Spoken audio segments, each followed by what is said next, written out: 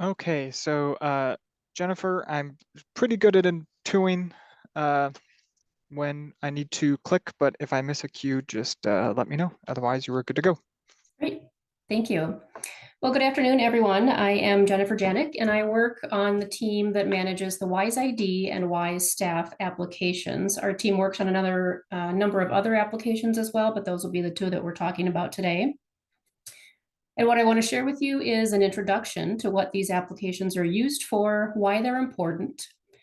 As some other folks have mentioned today, this will just be a high-level overview. I'll include some key points that you'll want to know, but won't get into everything that goes into managing WISE-IDs and submitting staff data. The majority of my time will focus on WISEStaff, but since staff need WISE-IDs like students do, I've just got a couple slides about WISE-ID as well, so we can get started. So here's what I'll be covering for WISE-ID today, the purpose of WISE-IDs, how to navigate in the application, some basics on managing WISE-IDs, and then how to get help or where to go to ask questions if you need assistance regarding WISE-ID. And for WISEStaff today, I'll be covering what WISEStaff is used for, what the data is that we collect, who reports the data and who needs to be reported, the timeline for our collection for this upcoming school year, how to navigate in the applications, some basics on entering the data required for WISEStaff, and again, where to go if you're looking for help or want to learn more.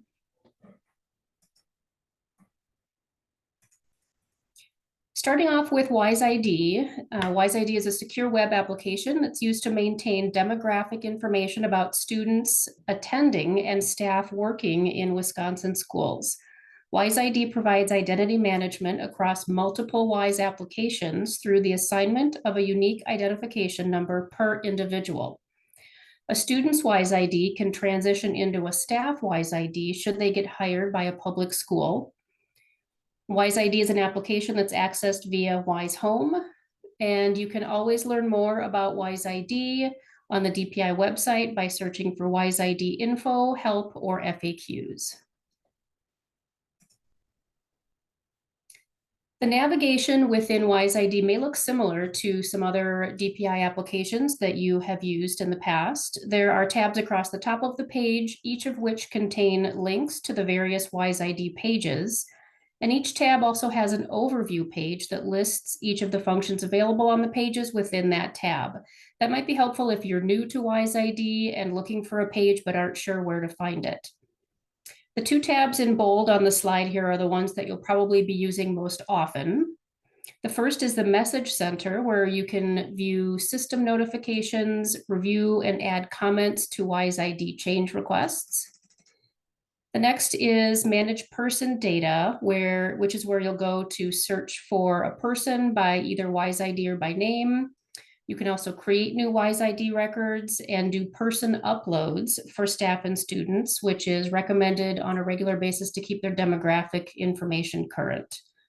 You'll also be able to review WISE-ID matches, which might occur if you're adding a student or staff person to your school but don't have their WISE-ID.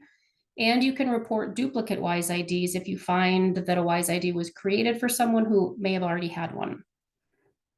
After Manage Person Data is the Reports menu, where you can generate a download of staff or students with a local person ID for your school, meaning that those people are tied to your school.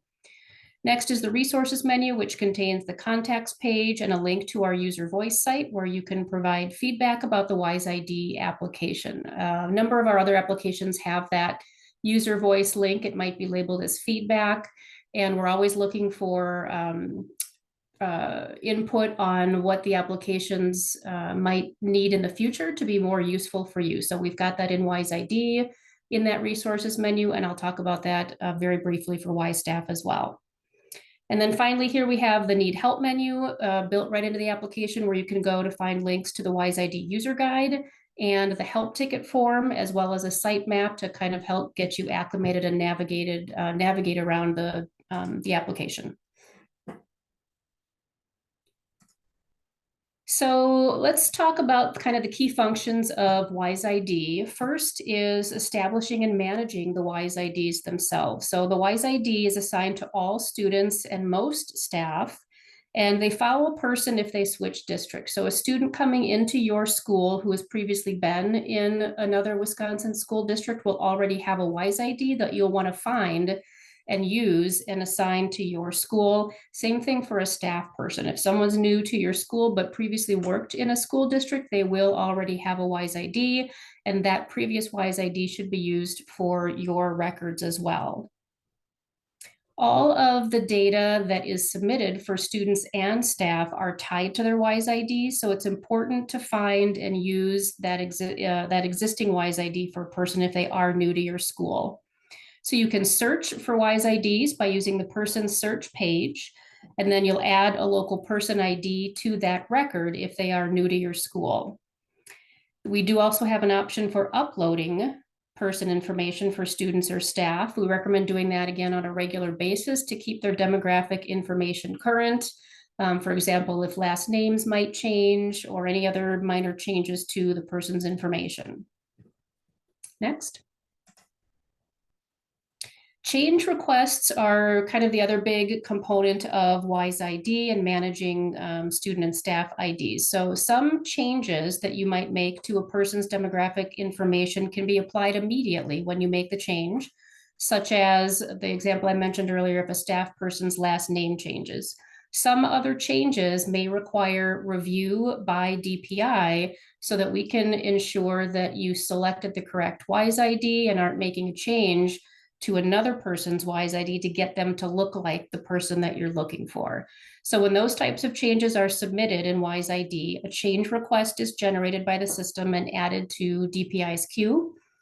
On this change requests page that we can see here, you can review those change requests and add comments to them indicating the reason for the change and just confirming that you verified that it is the correct person and that you verified that person's identity. So if those comments are not included, or if the change looks like it might have been made to the wrong person, DPI may deny the change request and they'll provide comments in there. And then you would need to review that and either resubmit the change request or go back and look to see if you did have the right WISE-ID to begin with. So that was just, like I said, very brief. Couple key points about WISE-ID. When you're ready to learn more, or if you do have questions, we do have a number of resources available to help. The DPI website has a pretty extensive user guide, training videos, definition of the terms and the data elements. You can just search for WISE-ID help on the DPI website. You're also welcome to join us for the weekly WISE user group calls that our customer services team hosts. They're kind of on a bit of a irregular schedule during the summer, but during the school year, they will be held weekly. And that covers WISE data topics, WISE dash topics, as well as WISE-ID topics. And you can find information on how to join those calls in our WISE events calendar on the DPI website. There's also a Microsoft Teams community that is available for both WISE-ID and WISEStaff. You're welcome to join that and connect with DPI folks and other school and district users to ask questions and share best practices. And then lastly, submitting help tickets are not just for reporting errors. If you ever need help with anything, have a question, want more information, or walking through specific scenarios, feel free to submit a help ticket. Again, there's a link to that right within the WISE-ID application, and somebody from our team will reach out and give you the help that you need. Now we will switch over to WISEStaff, and we'll cover again just the basics of the WISEStaff application and that data collection. So WISEStaff, again, is a secure web application similar to WISE-ID, also accessed through WISE Home. And we use that application to manage the required information about school staff members. We collect things like assignment information for all staff positions within schools. That includes teachers, paraprofessionals, administrative staff, custodians, bus drivers, school nurses, basically everybody providing services to your students. In addition to the assignment information, we also collect salary and other kind of contract related information for certain staff based on the assignment that they have, and we'll get into more detail about that in an upcoming slide. So why do we collect staff data? We use the data to fulfill state and federal reporting requirements. We conduct the licensing audits to verify whether staff are appropriately licensed for their assignments. You heard Julie Hagan speaking about that earlier this morning. We use the special education assignment data to secure funding for aid reimbursement. And then we also generate public staff reports that are used by researchers, journalists, the public, and members of our education community. So all of those things use the WISEStaff data that's reported and reviewed throughout the school year. So we know what we do with the data that's collected. So now let's talk about the actual data itself. So in addition to the staff demographic data, which is housed in WISE-ID, we collect contract-related data such as salary, fringe benefits, highest educational degree, years of local in your school, and then total overall experience.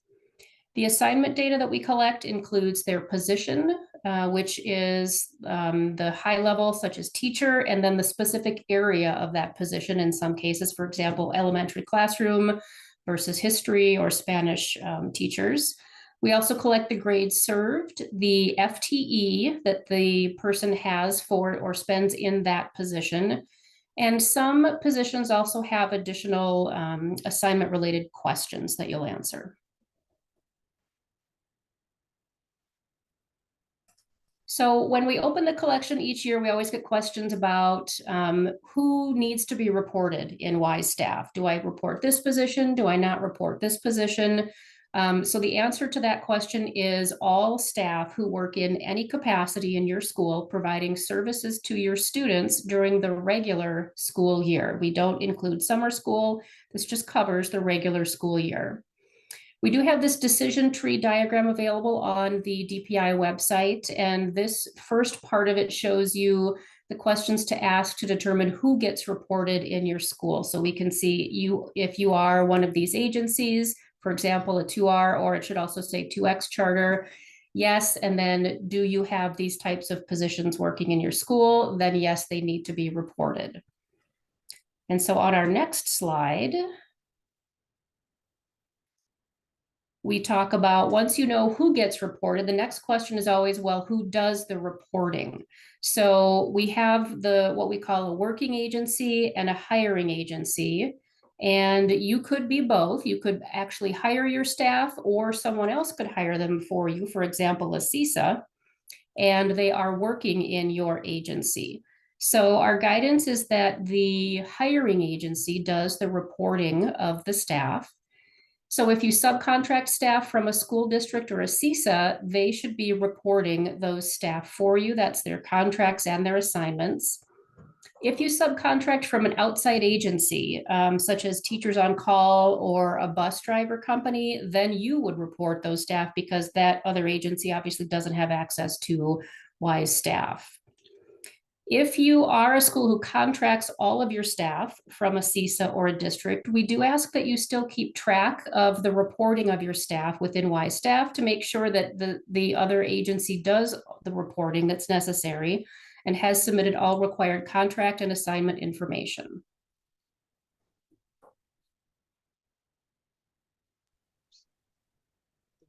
I think you're going backwards.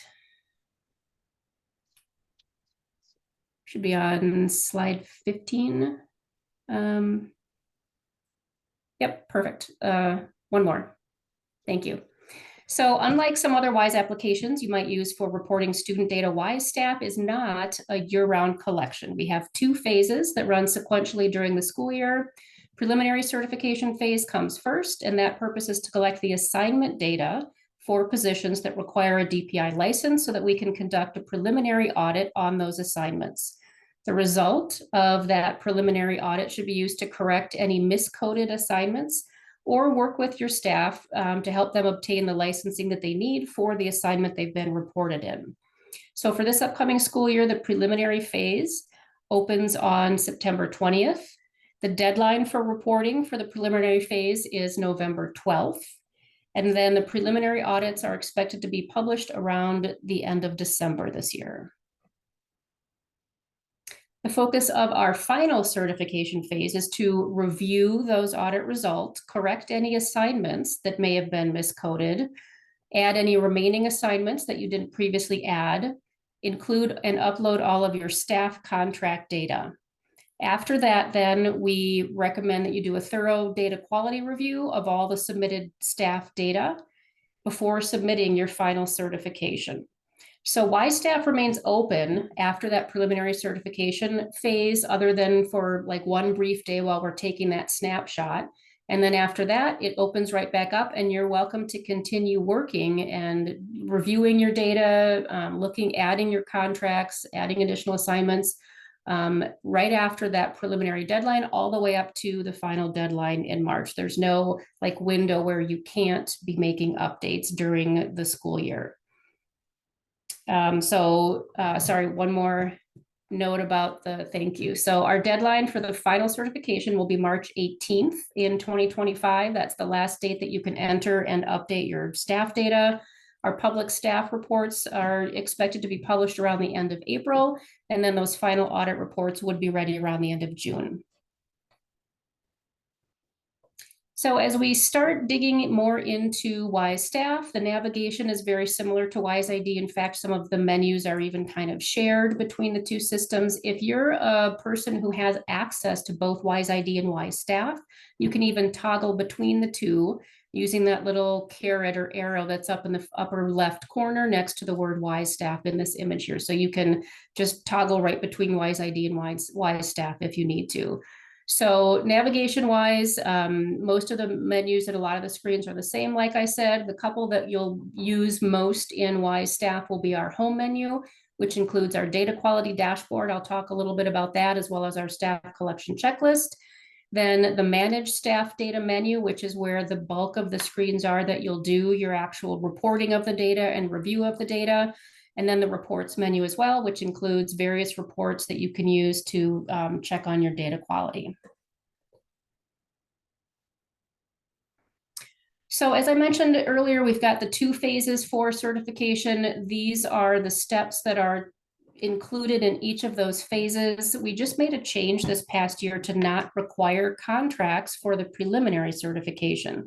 So what I've got here for preliminary is the minimum required information, which is to update your contact information, work through, assign, find, manage your WISE IDs, local person IDs, entity IDs, review your previous year final audit results, review our assignment code changes, and then get those licensed assignments entered. Review data validation, which is going to show you any errors or warnings about that data, and then submitting your preliminary certification. So those are the minimum steps for preliminary. The list on the right for final certification, those can be done during preliminary as well. You're welcome to enter your contracts if you want to add all of your assignments, not just the licensed ones, but we don't require that for preliminary. Those are in fact required just for the final certification phase.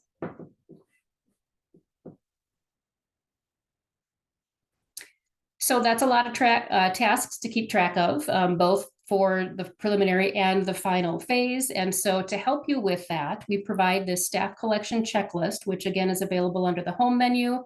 And that shows you all of the required tasks, when they're due, and what your progress is for each of those tasks. So we recommend you checking this regularly throughout the school year and just kind of keeping track of what you've got entered and what the next thing is that's due. You can also on the screen find more information about each of these sections and tasks by clicking that help link, and that'll just give you a couple paragraphs with more details about what's required. The other key page that we have is our data quality dashboard. That's also under the home menu. This page you should really look at several times throughout the collection, if not every time you log into WISEStaff. As the name indicates, it's kind of just a dashboard view of all of your data for contracts, assignments, your FTE totals. This is a view by hiring agency. So if you are a school that contracts all of your staff from a CISA, you would not see those staff here. But within DPI, within our team, we're looking at ways to adjust that to be able to give you a view of the staff for your working agency. So it's great to use this to compare your counts from the previous years to this year to make sure that you've got everything entered that you're expecting for your number of contracts, your number of assignments. There's also some widgets at the top there that give you information about any staff whose licenses may be expiring soon or their background checks that may be expiring soon. And then on the bottom of this page, I don't have it in the screenshot here, though, there are some alerts that you might see if there are any unusually high or low teacher salaries. So that's our data quality dashboard. So the first step that we recommend doing each year to kick off the collection is updating your contact information within WISEStaff. So this information is very important for us. We use your email information to send you emails about training opportunities, notices when deadlines are approaching, or if we see that the minimum data reporting requirements are not being met, we might send you out just a notice to say, can you take a look at this, and then provide some help and some guidance on how to review your information. So we ask that you include a name, email, phone for a primary and a secondary contact for the staff at your school who will be working on the WISEStaff data.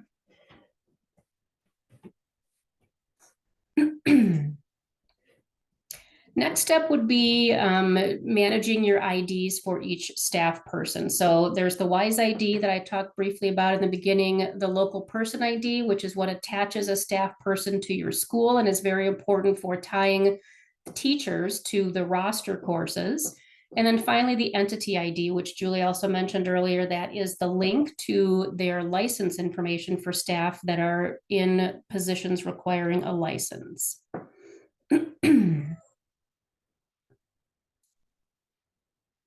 To ensure that any staff continuing with you in the new school year are properly licensed for their positions, we recommend that you review the previous year's final audit results, which are available in the reports menu, paying special attention to the reject report and the audit error reports. Again, that might lead to, might indicate someone that needs to obtain additional licensing if they're staying in that same position for the next year, or might need to be recoded if their assignment was mistakenly entered in the previous year. We also recommend that you review our assignment code list, which is all of the codes that you'll use to report your assignment. So it's the position code, the area code. It also shows you which positions require DPI licenses, which ones require that you submit the contract information, which are those salary, years of experience data, and then also some of those other assignment related questions. You can learn which of the positions require those as well. We do have some changes each year to the assignment codes, and you can find a link to the list of those changes on the staff collection checklist in the section 1.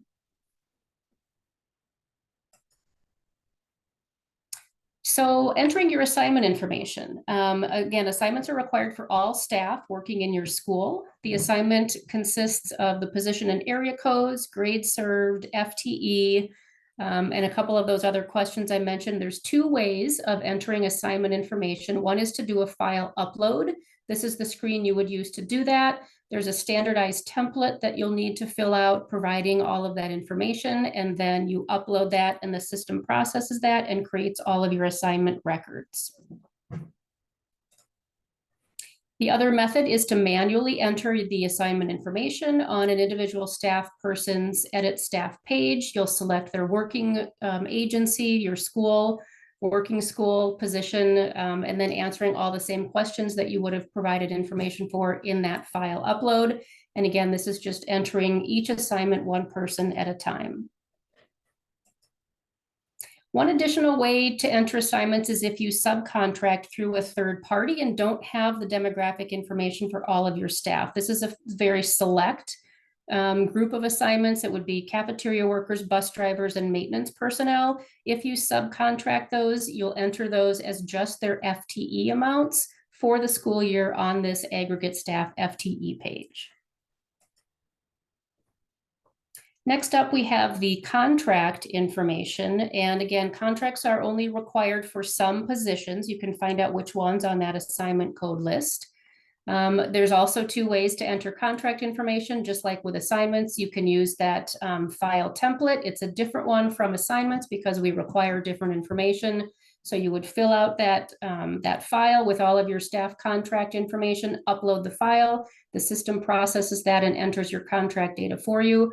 Or you can do it individually on a person's WISE-ID record by entering this information here. You've got the number of days in their contract, their salary, fringe benefits, years of experience, and highest degree are kind of the key values there.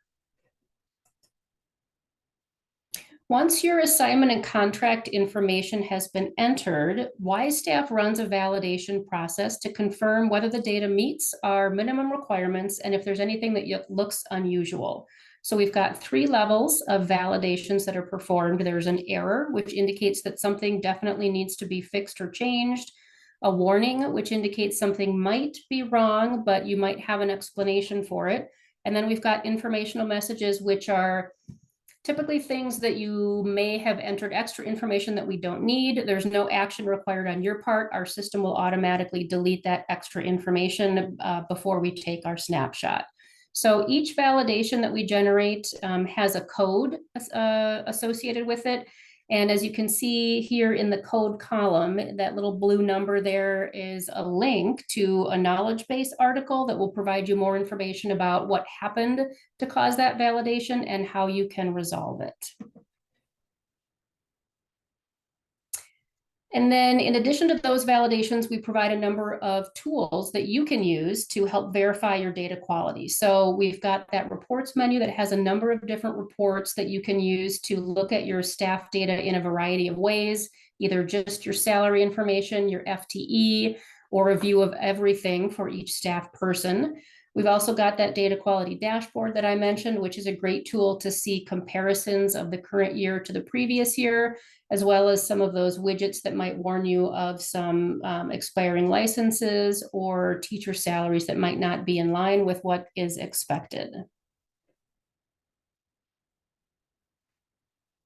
The final step at the end of each of the collection periods, so preliminary and final, is to submit your certification. And that basically says, I've entered everything that's required, I have reviewed it, I attest that this is all correct information. What you do is you just check a box and you click save. You will need to have all of your validation warnings and errors corrected to be able to submit your certification. Again, the deadline for preliminary certification is November 12th, and final certification will be March 18th. And that is your last step for completing your WISEStaff collection for the school year. So if you do ever need additional training, we've got a couple of options available. Our CSAs typically offer trainings in the fall. We have a number of how-to videos on the DPI website, some mini tutorials, as well as WISE-ID e-learning sessions. Those are available on the DPI website or via these links once you get the presentation emailed to you. I've got some additional helpful resources here. Again, these are all links on our DPI website on the WISEStaff reporting information page. These are more specific documents that help answer some of those questions that you might have related to specific tasks that you're working on. And then finally, we've got some additional help resources here. We've got our WISE events calendar. In addition to those WISE-ID user group calls, we do weekly WISEStaff user group calls. Those typically start around the second Tuesday in October. That Microsoft Teams group you can use to connect with fellow WISEStaff users. And then again, you've got the option to submit a help ticket to ask for assistance, ask for information, submit errors, problems, whatever you need our help with. I mentioned this earlier, we've got the WISEStaff feedback opportunity. You can link to that within the resources menu in WISEStaff to provide suggestions on how we might make WISEStaff better for you in the future. And that concludes my information on WISEStaff and WISE-ID. I hope that you feel a little more comfortable understanding what the 2 applications are for. Have just a minute maybe if we have any questions. Otherwise, I'll turn it back over to Alex. And I appreciate everyone attending today. Thank you. Are there any questions about WISE-ID and WISEStaff?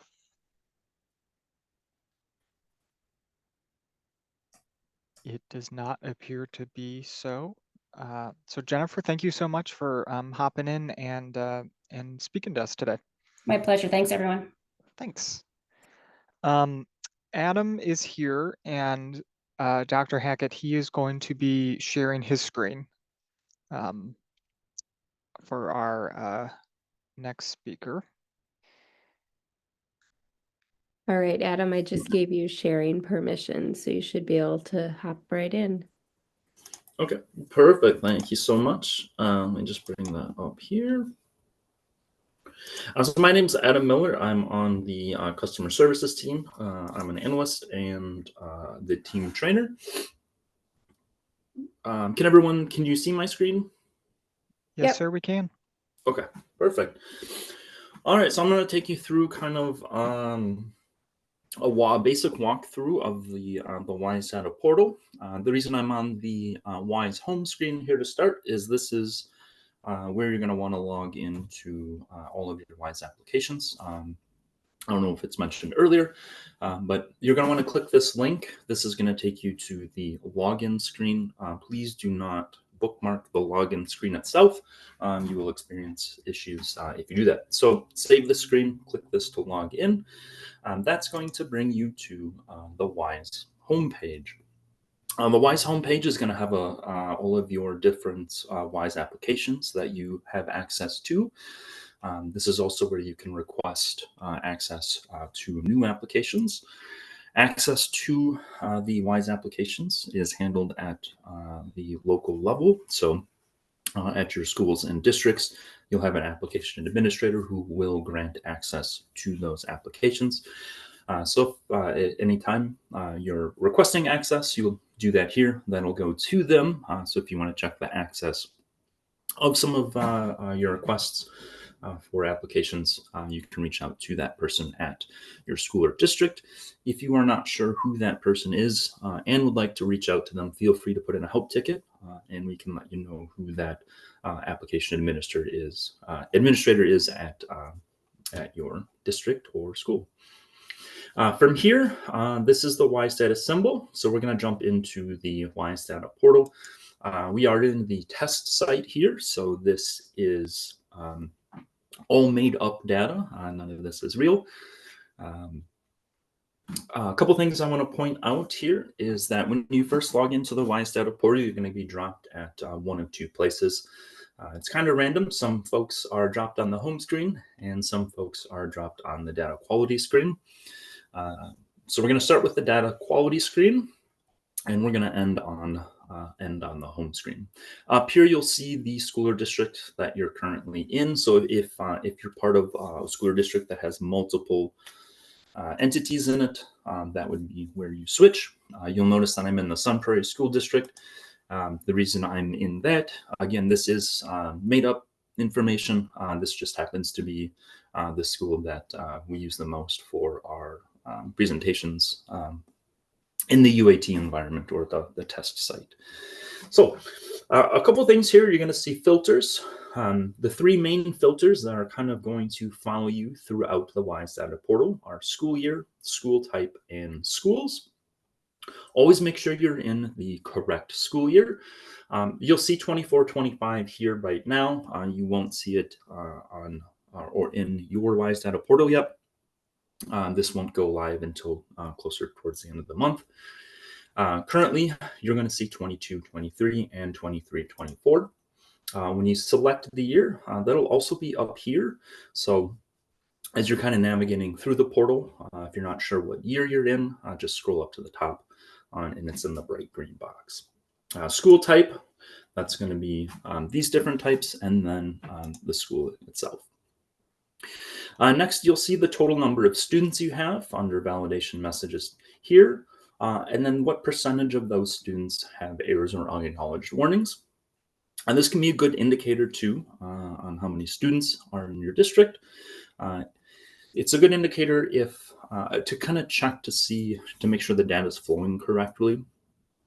Same with the data quality indicators below. So Enrollment current, if you are a school that has K4 through 12, or whatever grades that you have, you'll be able to see how many students are in those grade levels. This is also another good spot to kind of visualize if the data is flowing properly. An example would be here if you are a K4 through 12 school and you notice that you don't have any first, second, or third graders enrolled, that would be a good indication that the data is not flowing properly from your student information system into the WISE data portal. So the way data flows from your student information system into the portal is your student information system pushes that data into the WISE data portal. So we don't pull the data, you are actually sending the data. Okay, there's three things that you'll want to know about when that data sends. So the three things that you want to work with your student information system on are: when does the current data flow? Okay, so current year, when does that data flow? A lot of the student information systems will send that information to the WISE data portal nightly. The second item is, when does the prior year data flow? A lot of the student information systems don't automatically send prior year data nightly like they do with the current year. So find out when they do that. Okay, when you're working in the portal around some of the snapshots, generally you're working on the current year and you're wrapping up some of the information from the prior year. So it's really good to know when that data flows. And the third piece is how to manually push that data. You may find yourself many times working in the WISE data portal and working in your student information system, and you want to see if those changes have corrected issues. So you may want to manually push that data over to the WISE data portal. So again, the three items: when do they push current year data? When did they push last year's data, so the prior year, and how to manually push that data. All right. Also, on the percentage here, this says 100%. Again, because we're in the test environment, you generally won't see any percentages this high. If you have a very low percentage and you push data, so maybe you go home on Thursday and this is at 20% and you come in on Friday and it's at 80%. A lot of times when that happens, you have a lot of errors or warnings that pop up like that after data is pushed. Generally, it can be an easy fix because sometimes it's something that maybe wasn't checked correctly in your student information system, or some sort of data is being held back or not sent properly. So in the event that you see a high percentage, it doesn't necessarily mean there's going to be a lot of work to fix it. It might be something very simple. All right, so that's the data quality page. We're going to take a look at the validation messages page. This is where you're going to spend a majority of your time. So hopefully you're pretty familiar with this page already. You may see some differences on this page that maybe aren't in the portal yet. Again, this is our test site, so we are working on some items. So first, you're going to see those first three filters that were on the previous screen. You'll see message type. So again, validation messages are kind of a catch-all term for our errors and warnings. So if you are sending help tickets or working with a CISO or somebody from the DPI customer services team and they mention validation messages, it's kind of a catch-all term for errors and warnings. Okay, there are a couple other items here. So you can search by WISE ID, validation category. So let's say you have a guidance counselor that is handling something like CTE, or you have somebody from special ed handling a special ed and they want to come into the portal, but they only want to look at those specific errors and warnings. They can filter those under validation category. We will come back to this part in a little bit. First, though, let's take a look at the three types of validation messages. The first one you're going to see here is a red circle with a white exclamation point. This is a critical error. Essentially, this is something outside the scope that doesn't match what our system expects to see. So it might be something that's missing, or it's just something that doesn't fit. The example I like to give is if it's a true-false test, A for true, B for false, Maybe your system's sending back C, so our system doesn't understand. That creates a critical warning because that information can't flow from WISE data to the next system, which is the WISE dash for districts. Okay, so if you're prioritizing your errors, always take a look at the critical errors first. Next, we're going to have the standard errors. It's going to be a red circle with white on the inside and a red X. These errors they fit in the system. There's something wrong, but it's still going to flow to the next source. So again, which is WISE for districts, and then into the WISE public portal. So it's very important that you clear these errors up because they will make their way through to the public portal. Next up is the warnings. Warnings may or may not be correct, or it might be just something that we're saying, hey, take a look at this. Okay.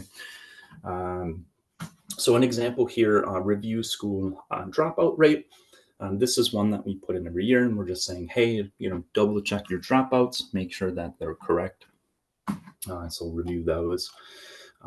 So you could get a number of different items like that in the warnings.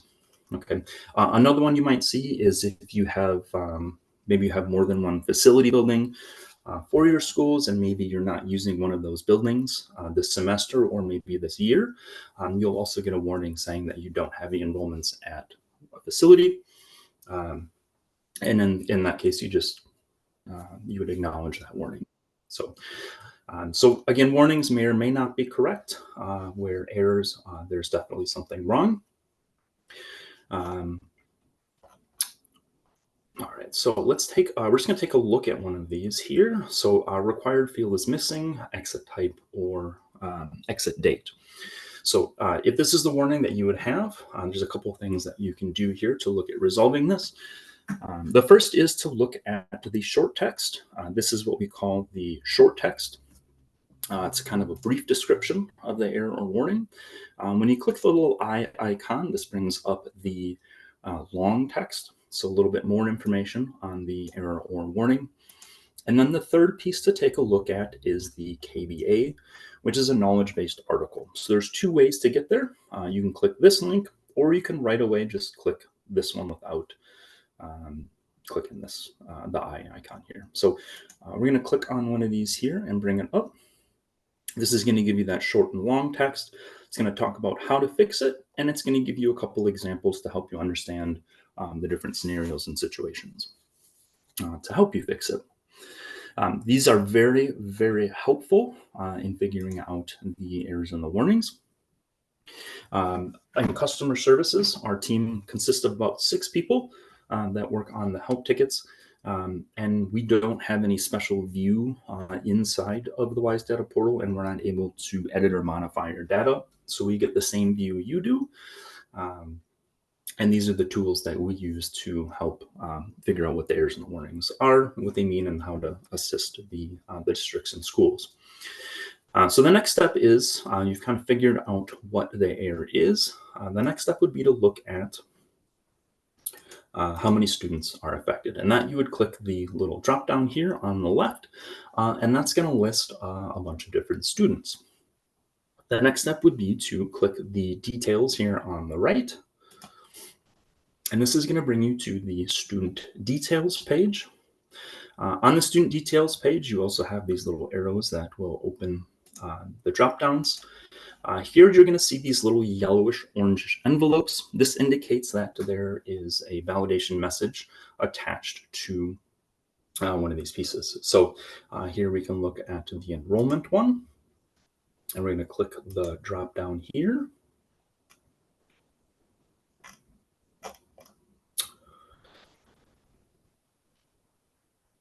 All right. So interesting.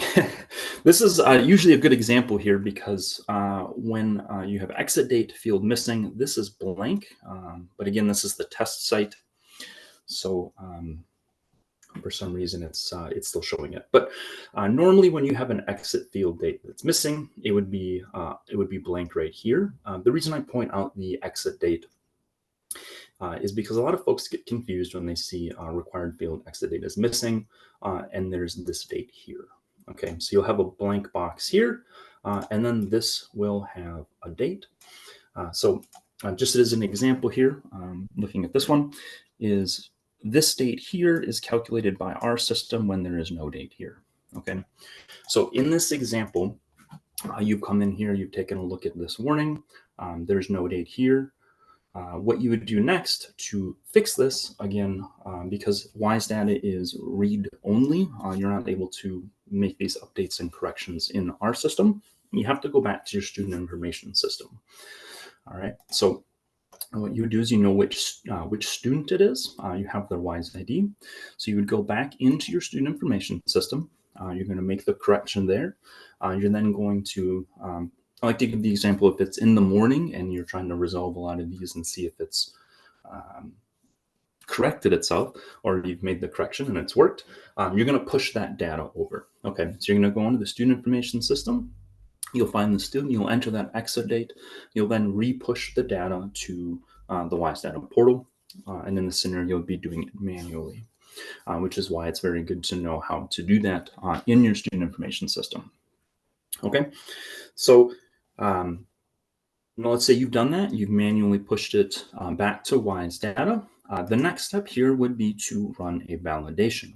So anytime the data has been pushed from your student information system to the WISE data portal, it needs to be validated before it'll show up. So there's a couple ways that this can happen.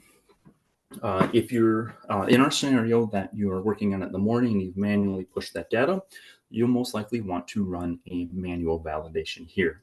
So to do that, I definitely recommend checking the notify me when validation is complete.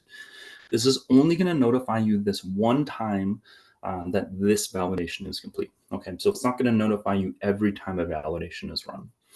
Validations are run nightly, generally around 5 p.m. So if you're working on data and you've pushed it and you're going home for the afternoon, it will validate it in the afternoon, so you wouldn't have to run a validation. But to run the manual validation, again, I highly recommend clicking here. And all you're going to do is click Queue and Import Validation. Here you can see the dates on the last time it's run. Notify me when validation is complete is very helpful around the snapshots as well. So when you run a validation, it puts you in the queue with other schools in the districts also running validations. During the snapshot time, which is going to be in early December, it slows down a lot because a lot of people are running validations. So during the summer, it may take 20 to 30 minutes, maybe an hour to run a validation. Once we get into December and close to that snapshot, it could take 4 to 5 hours. So just be mindful of that as the snapshot's coming up, trying to get your data as cleaned up as possible as the closer you get to December. Same thing happens in the May snapshot, which is what we call the spring demographic snapshot. Again, just try to work far enough out that when you get closer, stuff like this doesn't slow you down too much. Okay, so this is the validation messages page. Again, this is where you're going to spend a majority of your time. The next section here is going to be the student search. One thing I do want to point out is that in all of these tabs here, any validation or error messages are all going to show up on the validation messages page as well. Okay, validation messages kind of the catch-all space for these, and then these tabs are kind of a little more specialized. Okay, so student search, you've got your year, school, school type, and schools, so those 3 main filters. And then you've got first and last name and WISE ID and message type. When you click on one of these, it's going to bring you to that screen we saw earlier, which is the student demographics tab. So again, 2 ways to get here. You can do it through the student search, or you can get here through clicking error warning. Okay, so very straightforward there. School roster details are going to be like your courses, classes. We have a lot of different names for the same things here. So This is also, you'll see those 3 filters. This is also the only tab here that is required that you fill out some of the filters. Okay, so you'll see schools and term type. Because we're in the test site, nothing is under here. You will have stuff in your portal though here. So I want to point out on term type, that's going to be however you set up the term for the classes. Okay, so if you have classes with quarters, if you have semesters, or if it's a full year class, those types, that's what you're going to want to select here. Okay, and that's set up by you at the school or district. Next is graduation plan. If you have if your grade ranges fall in the 9 to 12 grade range, you'll have a graduation plan. If you don't, you won't have to worry about the graduation plan. I will say that if you have, if you're getting an error on this screen, or you're getting an error that says you don't have a graduation plan, but your school doesn't have 9 through 12, it could be maybe we have something set up incorrectly in one of our systems so that it thinks you do. In that case, just put in a help ticket and let us know, and we'll get to the bottom of it and take a look. Next is the exports page. We're almost done. I see we've got 9 minutes left, so we'll make sure we're wrapped up in time here. The exports page is the probably second most used page here. This is going to allow you to download spreadsheets full of data by clicking the download button here. I will caution you that if you are part of a larger school or district and you attempt to pull a mass enrollment, you might get the little spinning symbol on your screen. 99% of the, I'd say 99.9% of the time when you see the little spinning symbol, it's because you're trying to pull too much data from here. Once in a great while, it might be a server issue, but it's almost generally just too much data. Okay, so you're going to have some different options here on the different types of data that you can pull. This is very helpful if you want to pull a lot of data to compare maybe to a spreadsheet that you have from maybe from someone from the special ed department or the CTE department, those different types of departments. Maybe you have someone that works on that data that might not actually work in the portal. So it's very helpful to kind of compare for comparing information. There are definitions that we added recently, probably within the last 2 years. This is something that we got via user feedback. When you pull these reports, there's a lot of different categories. So the feedback that we got is that people like definitions. So our goal is to make data reporting as easy as possible for you. So if you have ideas, we'd love to hear your feedback, and we do try to implement a lot of that. Okay. Couple things here quick before you decide to download data. Make sure that your data is current. Okay, so check that. Make sure that you've run a validation, or that the data is current and a validation's been run recently. Make sure that you've pushed data recently from your student information system, and then the validation's been run. Because if you update this afterwards, after you download that information, that spreadsheet's not going to update. It just downloads the information as is in the system. It does not remove any data from the system. Again, it's just downloading what it looks like in the system. Okay. So this can be very helpful when you, again, are comparing data. Expected transfers. This is a very important tab to check. I would check it at least once a week. If you only log in once a week to WISEData, check it once a week. If you log in a couple times, make sure you're checking it at least once a week. The reason being is that when you have a student that's leaving and you expect them to transfer to another school, you are going to transfer that accountability over to the other school. So right now, if you were this school, both of these students' accountability has now been shifted to you. Okay. If neither of these students are actually attending your school and you don't deal with this, they could potentially be dropouts for you. Okay. So when you look at these, If you look at these and you recognize these students and you're like, yes, they are coming to our school, you are going to, yes, known to be continuing within this school. If they are not, and you don't know who this student is, click no evidence of transfer, click update. I'm not going to do that because it's the test site. But when you do this, it's going to send that accountability back to the school that was sending it to you, okay? So it's very important that you keep an eye on this. We've noticed in the last couple of years that folks weren't checking this. And then when they went to check their dropouts, they were seeing students that weren't theirs that were on their dropout list. So if you do have further questions on this, or you run into this scenario, you're not sure what to do, definitely feel free to put in a help ticket. We're more than happy to help you out with that. Lastly here, I want to take a look at resources. If you have overlapping enrollments, an example, so 2 schools are reporting the same student, those show up here. Those also show up again in the validation messages as an overlapping enrollment. Now, as you're working with your vendor, here you're going to select your vendor, and it's going to give resources here. So if you are working with your vendor, or you find yourself using a particular piece of information that they have, maybe they've got like a worksheet or some information that helps you navigate certain situations in your student information system, and you find yourself using that a lot, those are the types of resources we're working with those vendors to get added here. Okay, so if there's some resources you're using a lot and you don't see them here, feel free to reach out to your vendor, let them know you'd like to see them here.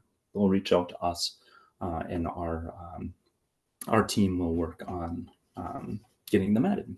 Okay. All right, so if you do click resources, clicking agency will take you back to those main tabs. Also, if you click help, it's going to take you to the WISEdata help page, and there is a button to click help ticket. Okay, so we'll click that last, but first I just want to take a look at the home screen here. When you go to the home screen, you're going to see your student information system. If you're dealing with DPI and we say vendor, that also means student information system. If we say SIS, that's student information system. We just have a lot of names for the same thing. So here you're going to see the vendor. Obviously, these are made up because it's our test site. Generally, you're only going to have 1 vendor. Maybe you have 2. Sometimes when you have 2 vendors, it might be maybe you have 1 for special education, or maybe you have 1 for discipline. So here you can see those different vendors, and you can see when the last time data was pushed. Okay, so this is very helpful if you're going to pull those records from the export page as an example. So I would come here first, check the last time it was sent, and then come to the validation messages page and take a look at the last time it was validated. That will help you make sure that the data that you're going to pull from the export page is current. If we take a look here at help, this is the WISEdata tutorial page. There's a lot of good information here. Mini tutorials, these are kind of short instructional pieces that will help you kind of navigate some different situations as far as what to do on some of the pages. Down here on the left, start a help ticket. A couple things really quickly here on the help tickets. You'll notice it says district and private school, but it does not have an asterisk next to it. Okay, this is because anyone can submit a help ticket, whether it's a parent, a member of the public, or press. So if you find yourself submitting a help ticket, please make sure to select who you're working from. Okay, so select your LEA. It helps us make sure that we're looking at the right data. In the event that you don't, we can generally look it up, but it just slows things down a little bit. With help tickets, again, there's about 6 of us on the team. When you submit a help ticket, it goes to your CISA first, if it's WISEdata, and then escalations come to us. We try to get to help tickets within 24 to 48 hours as it gets closer to the snapshots. It does take a little bit longer. And it also takes a little bit longer when we have to reach out to a subject matter expert. So if at any time you put in a help ticket and you haven't heard back from us, feel free to follow up on that help ticket. You can either create a new help ticket and put in the help ticket number and just say, hey, I haven't heard back from you on this one. That's okay. We would love to hear from you multiple times instead of missing one of your tickets and you going unhelped. All right, well, that's all I've got. If you have any questions for me on the WISE Data portal, feel free to put in a help ticket. Just select other, put attention Adam. I'm more than happy to help you out. If you are looking for additional training on some of the WISE applications, including WISE Data, same thing. Feel free to put in a help ticket and I will send you what information I have. And other than that, thank you very much for having me on today. And I hope everything goes well in your WISE Data journey.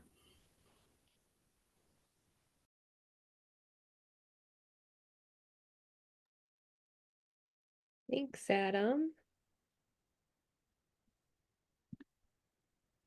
Okay, now, Sarah, do you want to just share your screen or do you want me to click Oh, either way, if through? you've got it up, go ahead.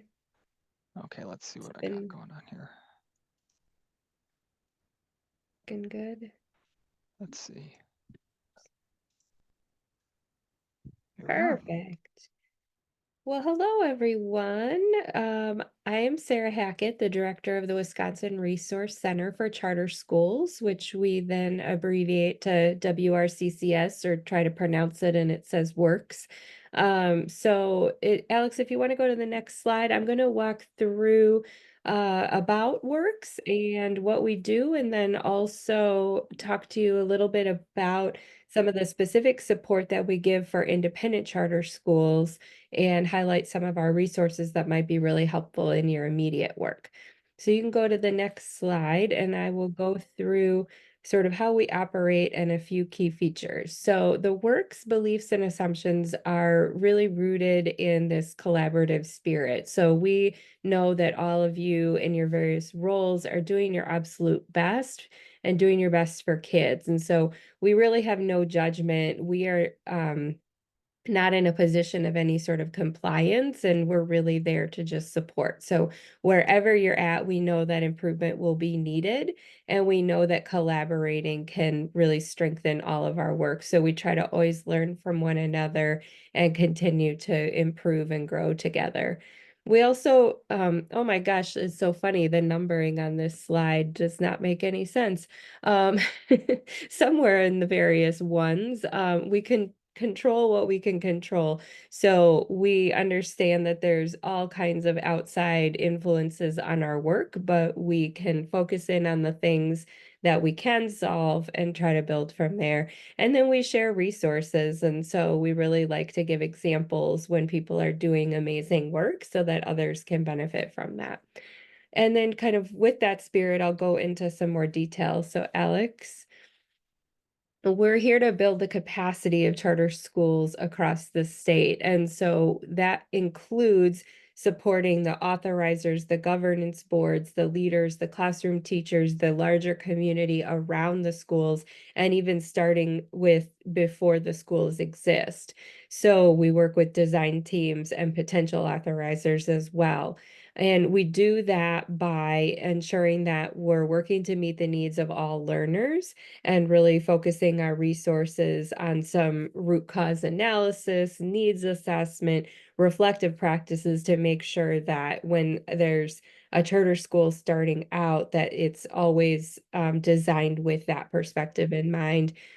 We also cultivate relationships among and across charter schools and authorizers throughout the state, recognizing that while we all live in different contexts, we can learn so much from one another by sharing across the state. And then we share just hordes of resources. And I say that, only half kidding, because if you click into our website and go to any of these topics like authorizer or governance board, then there's subcategories and subcategories and just lists and lists of documents, examples, videos, everything you could need on every topic.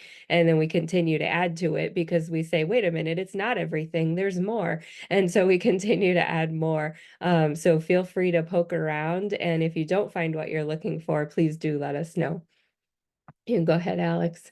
So right now we're framing works in two big buckets. With the new federal grant coming in, we wanted to really specialize on supporting a high quality authorizing in our state.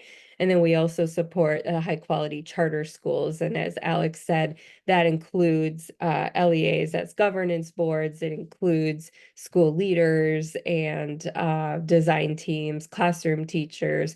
So that's kind of one bucket. And then the authorizing bucket, while we've always supported authorizers, we're really doubling down and giving extra support to authorizers in this next few years. So you can kind of read those sub bullets on your own, but just know that we are here supporting sort of from all angles. We love to get in the weeds on governance board questions, leadership questions, all that stuff.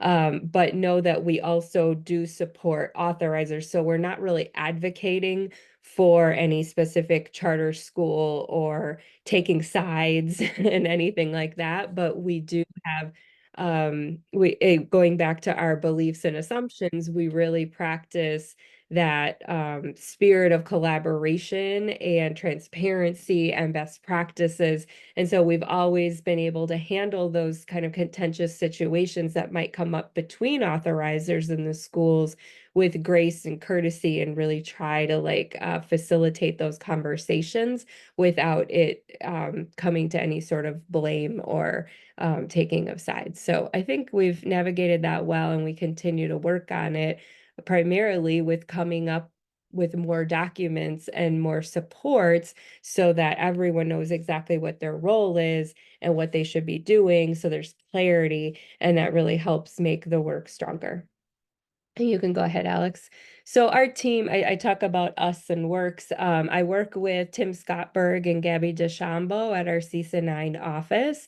And then we also work really closely with a whole collection of partners, including Zainab Belbaki, Chamomile Nuss, Nick Protaski, and then organizations like the National Network for District Authorizing, NACSA, Boardman and Clark, Redding, Lewis and Lacey, Shoals Nonprofit, UW Milwaukee, and now a handful of others as well. Teacher Powered Schools we just added in, and Angela Dye's working with us now. So we've got a handful of them that are helping develop resources, lead sessions, and things like that to just really make sure that we're providing support from all the various angles and building on everyone's strengths to get you what you need. You can go ahead.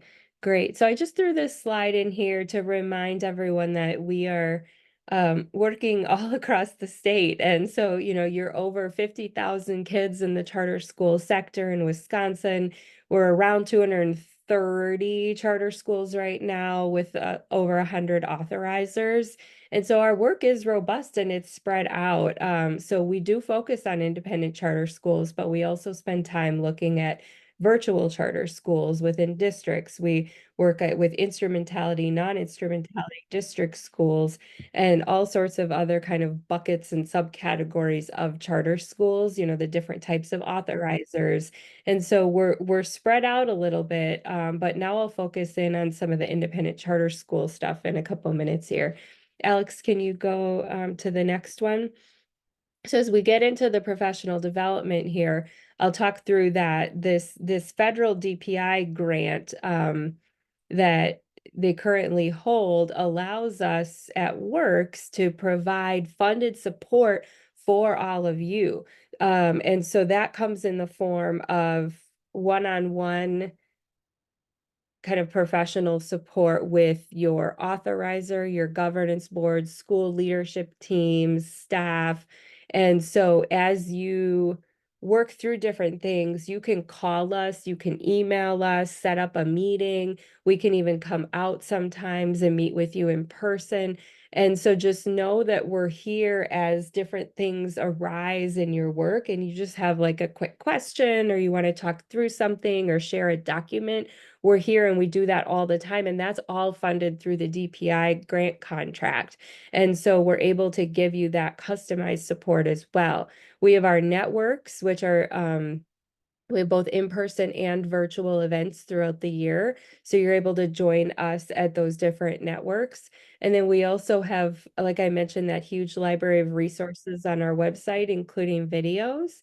And then finally, we have individual support service contracts. And so I say that not to scare you off, but to just say that we also, with schools and authorizers, will sometimes enter into a contract for deeper, more robust support that's really customized to them. And so because there are so many authorizers and charter schools and boards across the state, we try to be really fair. We document our time with every interaction to make sure that we're spreading our time out wisely with the funding that we've received. And so when a school asks us to come and do a multi-day board retreat or work really in depth on like a project-based learning curriculum or something really specific and time intensive, then that does become a service contract. So we can reserve those DPI funded hours to share across all the schools. So just let us know if that's something that you're interested in, or if you have any questions about that. And you can move on, Alex. Thank you. So we have charter school competencies to help you identify areas of work, and that's how our website is organized. So if you do go to the charter school leader section, all of our resources are going to be broken down by these different categories. And then those are the categories that we often pinpoint kind of projects to work with schools on and different goals. And we often find that those are areas where a particular leadership team might have a need that falls into one of those categories. And then that's why we've developed our resources and videos to sort of align with all of those.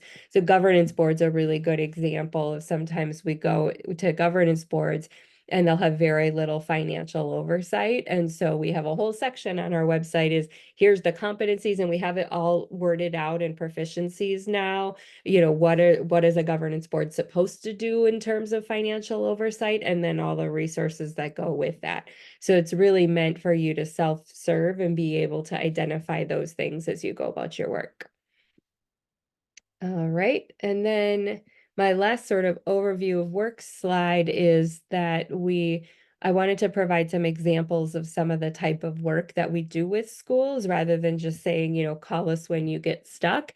It's really more intentional around you. We work with boards on policies, strategic planning, contracting, recontracting, reporting. We work with authorizers on performance frameworks, renewal processes, application decisions. We work with school leaders on reporting, role determination, and mission alignment. We work with curriculum leaders to do long-term planning and design and coaching of their staff. And then we work on alignment of practices and articulation of outcomes, articulation of practices. Those are just some of the things that come up fairly often, but we really are in the weeds doing a lot of work with schools. So just know that as you have questions, if I don't know the answer, which happens fairly often, we try to find it and connect you with the right people. There's just so much to know. You can't know it all, but we can keep working together. So that's my kind of overview of what we do. So then I promised you that we'd zoom in on LEAs and ICSs for the second half here. So I wanted to just breathe for a minute. So my next slide is for you to just think about something that has been so hard as you figure this all out and puzzle it together. And I'm not going to make you share because I know we're recording right now, but I am going to wait like a whole full minute and hope that everyone who's on today can just like think of something in the last year that's been a big challenge, and then think of how you were able to solve it. Yeah, I'm going to stop talking for a minute.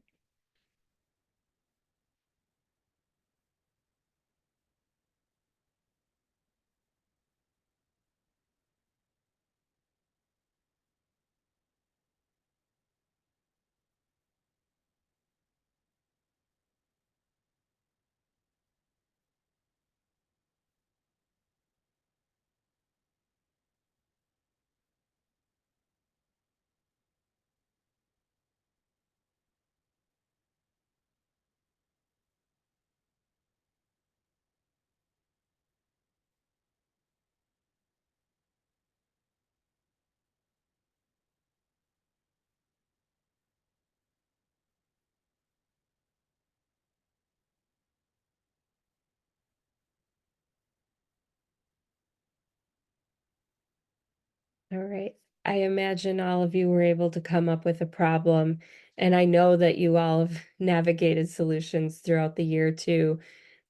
I wanted to pause just to really highlight how hard this work is. There's so much to know, there's so much to do, and you're always going to have questions. Even years and years into the work, things will change, things will come up, turnover, everything like that. And so, yeah, just this year, just this week, I feel like, we've had questions around, well, the contract doesn't align with this thing that our board is doing, or, we filed this report last year, but we think we did it wrong, and now we have to file it this way. I mean, there's just endless ways to grow. So just know that we're all doing that, and we're all here to help each other. You can go ahead, Alex.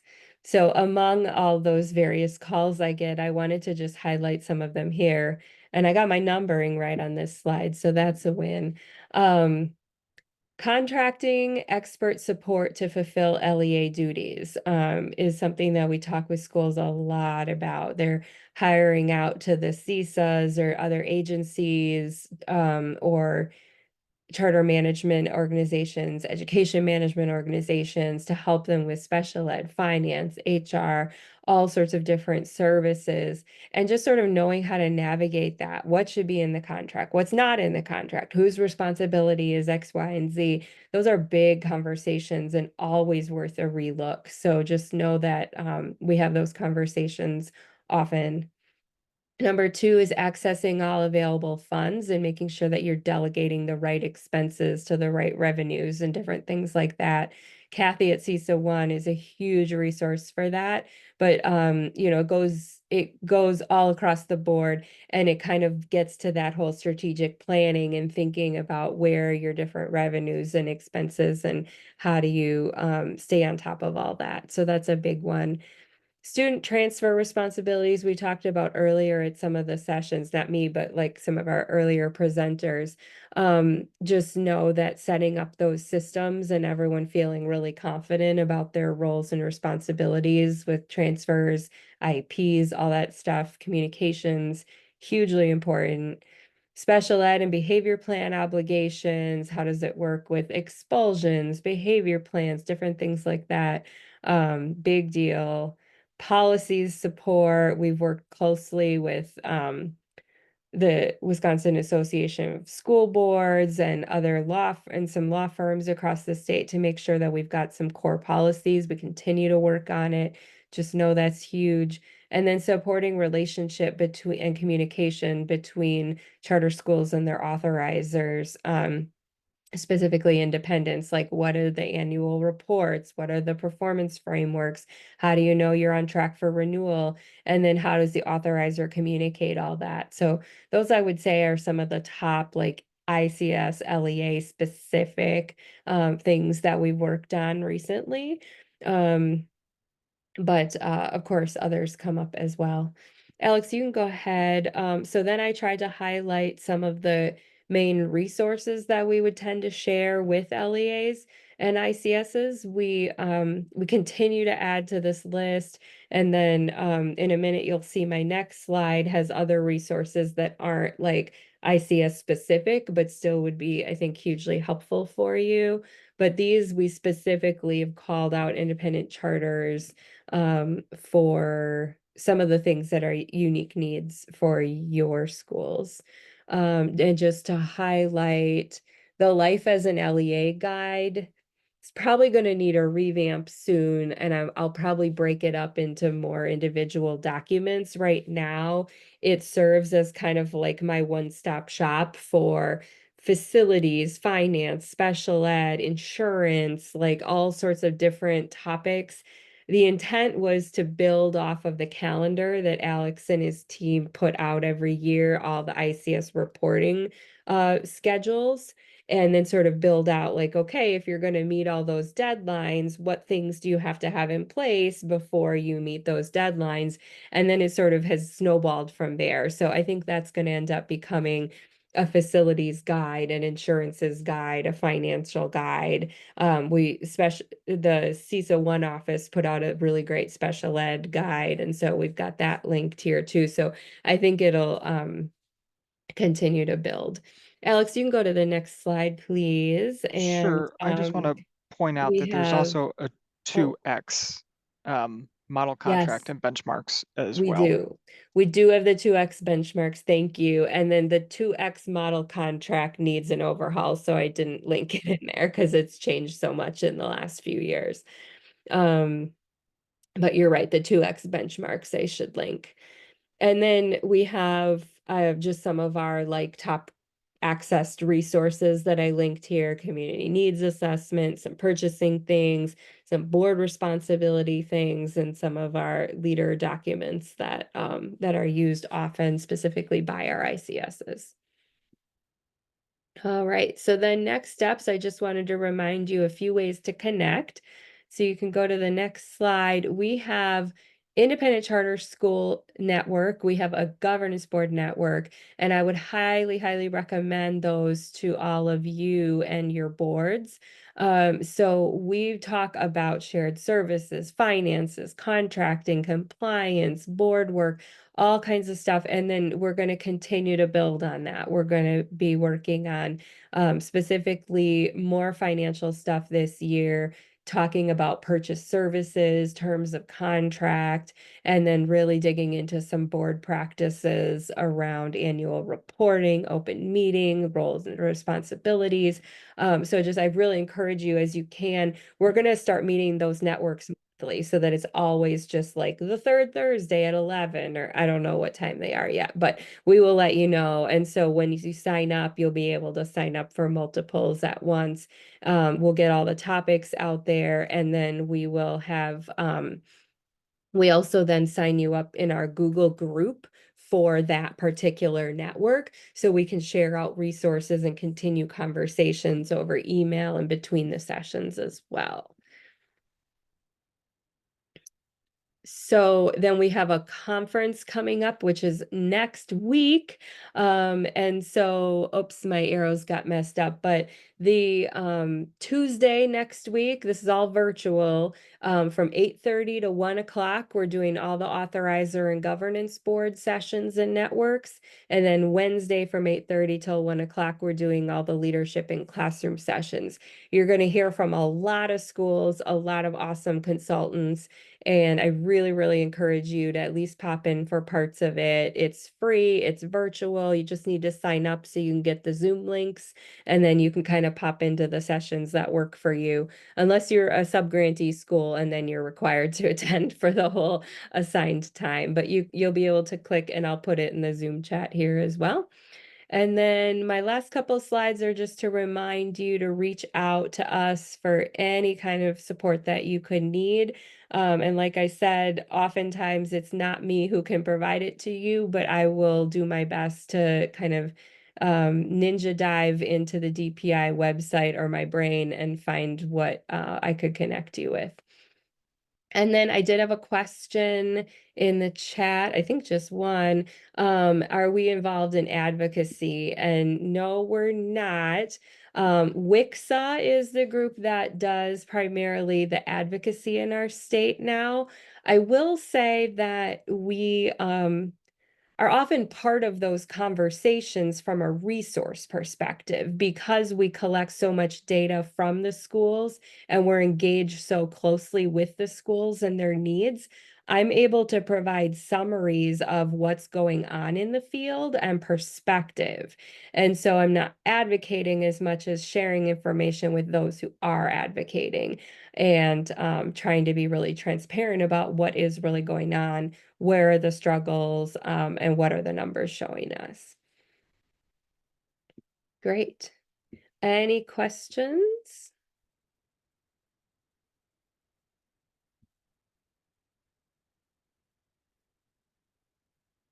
Well, thank you, Alex, for sharing, and thank you all so much for this opportunity.